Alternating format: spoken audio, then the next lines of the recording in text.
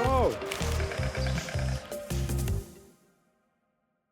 Dans une ville qui bouge autant que Strasbourg, la question du commerce est vitale. Alors que le Covid a fait beaucoup de mal à l'économie locale, le commerce strasbourgeois a traversé de sacrés rebondissements ces dernières années, avec notamment la fermeture du printemps et une place Kléber en plein renouvellement. Avec des rues de la haute montée, de la Mésange ou des francs-bourgeois parfois vides, la question de la vacance des locaux commerciaux se sont imposées dans le débat public. Ceci alors que le taux de vacances strasbourgeois est de 6,6%, un chiffre en augmentation mais encore inférieur à ceux d'autres grandes métropoles. Dans le même temps, l'accès à la ville change avec notamment la réduction accordée à la place de la voiture, et il a parfois été difficile de circuler dans Strasbourg en 2025 avec les nombreux travaux qui ont été lancés. Une situation globale qui a parfois pu donner aux commerçants le sentiment de ne pas être écoutés. Alors que la concurrence des zones périurbaines reste forte, quelles sont les propositions des candidates et des candidats pour soutenir le commerce strasbourgeois?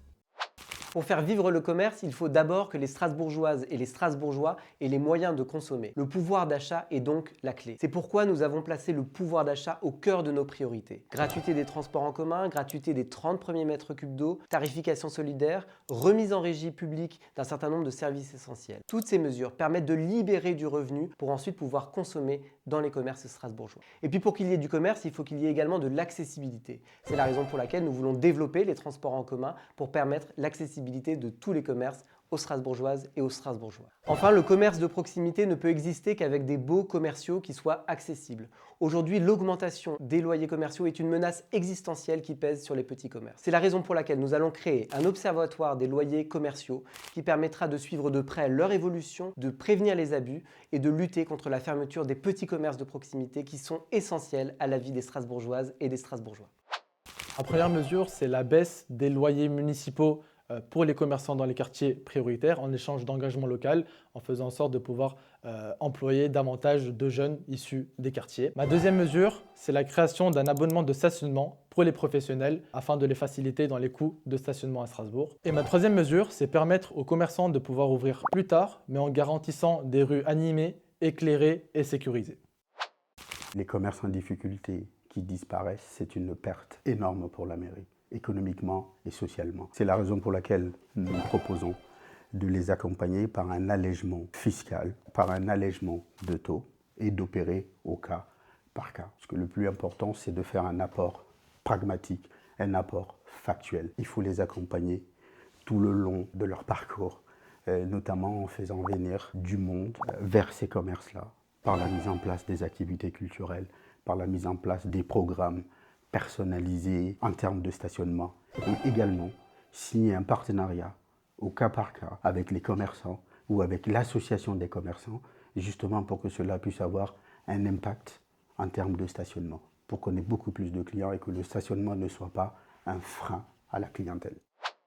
Le commerce est en difficulté et c'est grave pour cette ville parce que nous avons besoin de trouver les services qui sont nécessaires à la vie quotidienne. C'est en même temps un changement profond, changement de mode d'achat, de consommation et donc beaucoup de difficultés pour s'adapter. Ma première mesure, c'est de taper là où on va le plus mal, c'est-à-dire au centre-ville. Un plan de sauvetage du commerce de centre-ville. C'est deuxièmement la possibilité d'aider à l'installation de jeunes artisans ou de commerçants que je considère devoir soutenir pour que leur première activité puisse être rentable. Ensuite, c'est utiliser le droit de préemption pour pouvoir maintenir la diversité commerciale dans la ville, dans les quartiers et dans le centre. La première mesure pour aider nos commerçants, notamment du centre-ville mais aussi de nos quartiers, c'est de proposer une ville qui puisse être à la fois sûre mais aussi propre. Vous pouvez mettre en place toutes les politiques en faveur des commerçants. Si la ville n'est pas propre et n'est pas sûre, eh bien les Strasbourgeois continueront de se détourner du centre-ville. Je me suis rendu à Metz pour rencontrer François Grosdidier qui a été élu la ville la plus propre de France. Eh bien il m'a dit très clairement que c'est une question de volonté politique, c'est-à-dire informer les citoyens mais aussi ne pas avoir peur de sanctionner et évidemment travailler aussi avec l'ensemble des agents pour faire en sorte que la ville soit propre. Je crois que le droit à la belle ville est absolument essentiel à Strasbourg. Notre mesure aussi, c'est de rétablir la gratuité entre midi et 2. On voit bien qu'aujourd'hui, le stationnement est devenu tellement cher que le fait de se garer coûte presque plus cher qu'un plat du jour dans un restaurant. Et donc la gratuité entre midi et 2 permettra non seulement de donner un coup de pouce à nos restaurateurs, mais aussi à nos commerçants, parce que bien souvent, lorsqu'on va au restaurant, on fait une course d'opportunités chez nos commerçants et artisans. Donc c'est vraiment une mesure emblématique qui va aider l'ensemble du commerce et de l'activité économique strasbourgeoise. Il faut faire un constat, c'est que le centre-ville de Strasbourg, malheureusement, ressemble à tous les centres-villes des grandes villes européennes. européenne, eh bien il faut de la diversité. Il ne faut pas seulement les grandes enseignes, il faut aussi des commerçants, des artisans strasbourgeois. Et là, la ville a vraiment un rôle à jouer parce qu'elle possède des cellules commerciales et ces cellules commerciales doivent être réservées aux artisans, aux partenaires et aux commerçants locaux. L'inflation, elle fait mal à tout le monde. Elle a fait mal aux commerçants comme elle a fait mal aux consommateurs strasbourgeois. Aujourd'hui, le prix du kebab a explosé. On est passé en 10 ans de 6 € le menu à plus de 10 € aujourd'hui. Ce qui a rendu les choses difficiles pour les commerçants, mais aussi pour les consommateurs. Avec notre liste Strasbourg c'est nous, nous proposons d'agir sur le pouvoir d'achat des consommateurs, comme avec les transports en commun gratuits ou encore les cantines scolaires gratuites pour les enfants, afin de permettre aux habitants de consommer. On propose également de négocier avec la préfecture pour les commerces des quartiers populaires qui souvent se voient affectés par des arrêtés préfectoraux les obligeant à fermer plus tôt, comme certaines épiceries à Haute-Pierre ou à Cronenbourg, mais aussi afin d'inciter les habitants d'autres villes pour venir consommer à Strasbourg. On propose également de rendre la gratuité de certains parkings, comme le parking de la Rotonde, le mercredi à partir de 15 h.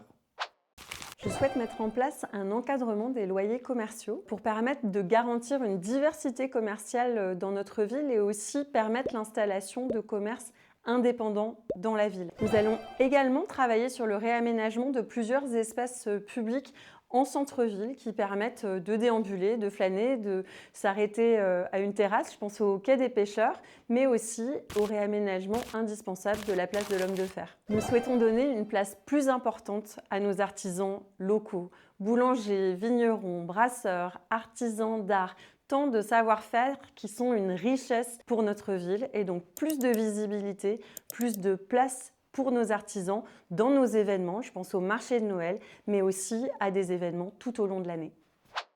Aujourd'hui, ce qu'il faut, c'est renvoyer des messages d'hospitalité, de redire à l'ensemble des Strasbourgeois, à l'ensemble des habitants de la métropole, d'Alsace et de notre bassin d'emploi, qu'ils sont à nouveau les bienvenus à Strasbourg. Pour ça, 3 leviers d'action que j'ai développés dans mon plan Marshall pour le commerce de proximité. L'accessibilité, les tarifs du stationnement, les accès au Strasbourg, le choc d'offres dans les transports en commun. Deuxièmement, la propreté, pour refaire de l'espace public un écrin pour nos artisans et commerçants avec une brigade dédiée. Et troisièmement, la sécurité sur l'espace public et l'apaisement avec l'organisation des flux et le renforcement de la police municipale. Mais plus globalement, ce que je veux, c'est penser Strasbourg en grand pour rétablir l'attractivité de Strasbourg, des petits commerces de proximité jusqu'à nos grandes entreprises avec des actions sur la recherche, la culture ou encore le sport.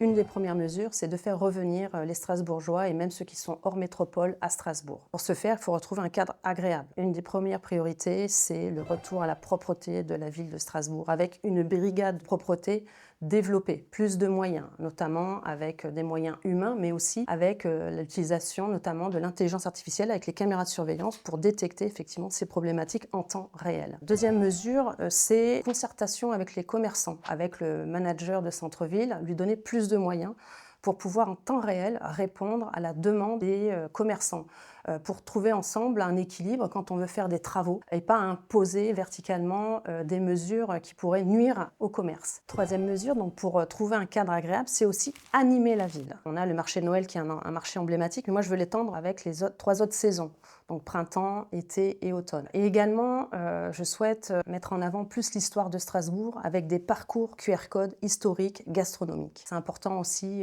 d'axer l'attractivité de Strasbourg par rapport à son histoire et son patrimoine alsacien.